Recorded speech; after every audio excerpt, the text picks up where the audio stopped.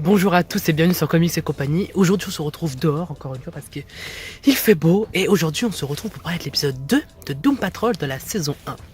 Alors déjà juste avant tout je tiens à dire que on voit Cyborg dans l'épisode et c'est vraiment la meilleure entrée pour moi de Cyborg dans toutes les plateformes, hein, séries, films, dessins animés.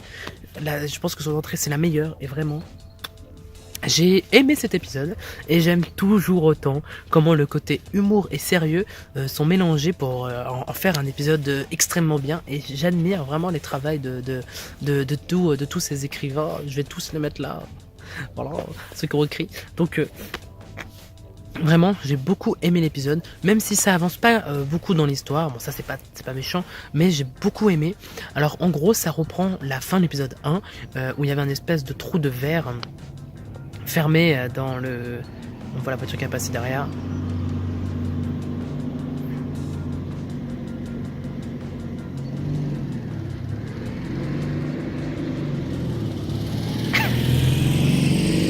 C'était une mini. Et donc en gros on voit le trou de verre se fermer et le chef s'est fait enfermer dedans. Donc on sait très bien que c'est Mister Nobody et je kiffe toujours autant que comment Mister Nobody compte. Est-ce que c'est le narrateur de l'histoire et comment il compte l'histoire. Donc j'adore, surtout avec sa voix, brrr, j'adore. Et Jane va rentrer dans le trou de verre et ils vont essayer de récupérer Jane. Et en fait ils vont se rendre compte qu'il y a un âne juste après qui va être apparu et en gros c'est lui l'entrée du trou de verre et ils vont tous aller dedans.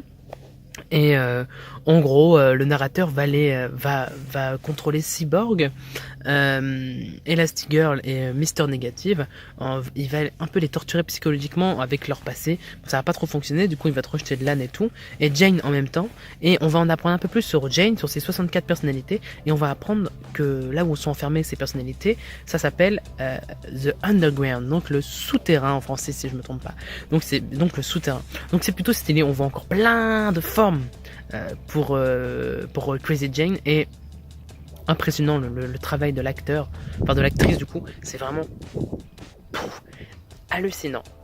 Mais sinon en soi l'histoire n'avance pas beaucoup. Ils ressortent tous de l'âne, ils se rendent compte que Mr. Nobody c'est lui le méchant, donc ils se rendent compte que Mr. Nobody, donc personne c'est le méchant. Un peu bizarre de dire que le méchant c'est personne. Ah bah y a pas de méchant alors. Et du coup, attends, j'ai l'impression d'avoir les dents jaunes. Non mais pas du tout, en fait elles sont blanches, c'est les reflets. Et du coup, par la suite, ils vont essayer de récupérer le chef qui est encore coincé dans cette espèce de trou dimensionnel créé par Mister Nobody. Voilà, donc je peux pas vous en dire plus, sinon ce serait tout spoiler l'épisode et c'est pas drôle, je vous laisse regarder.